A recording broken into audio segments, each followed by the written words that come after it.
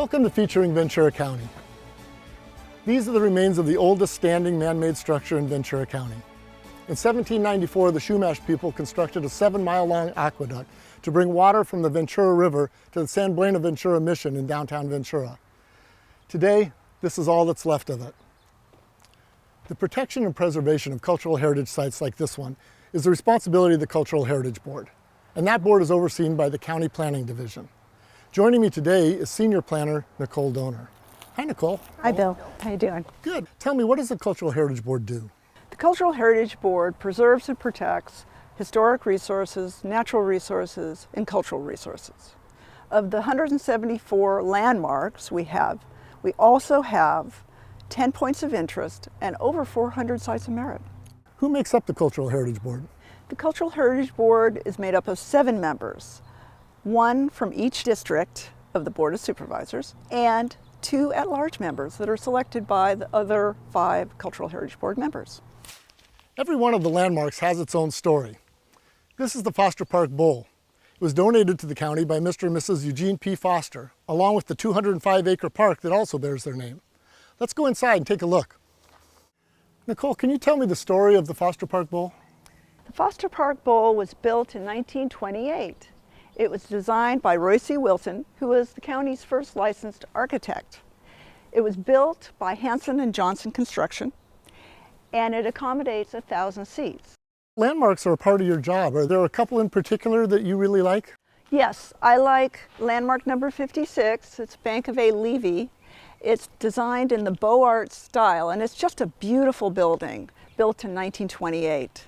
And then there's landmark 18. It's called the Japanese Cemetery. And it was a piece of property that was donated by the Masons in 1908 to the Japanese community. They had no place to bury their dead, and they couldn't own land in California. So this was a very important gift to them.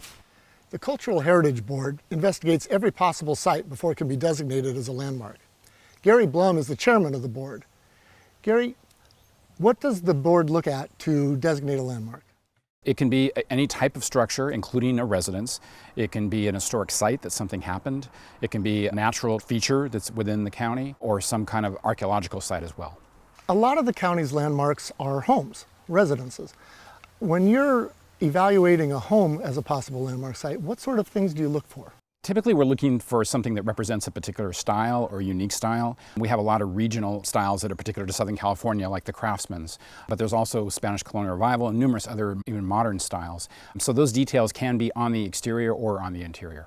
When you're looking at some of these landmarks, is there any sense that there's a race against time?